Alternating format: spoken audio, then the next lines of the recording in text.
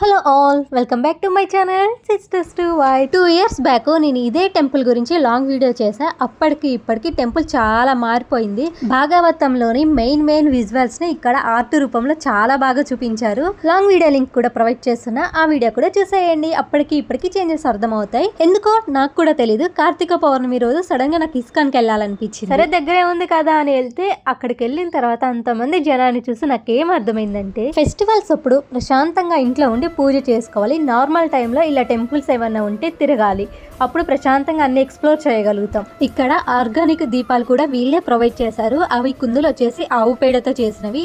ఆ ఒత్తిని నెయ్యిలో ముంచి తీసి ఇలా పెట్టారనమాట. సో మనం వాటిని వెలిగించి ఇలా దేవుడికి హారతిలాగా ఇవ్వాలి. తర్వాత ఆ కాలిపోయిన ఒత్తిని తీసుకెళ్లి అలా హోమంలో వేసి కుందుల్ని సపరేట్ గా అయ్యాలి. ఈ ప్రాసెస్ ని దీపదానం అంటారు. కార్తీక మాసంలో దీపదానం చేస్తే చాలా మంచిదంట. ఎంతమందికి ఈ విషయం తెలుసో కామెంట్ చేయండి.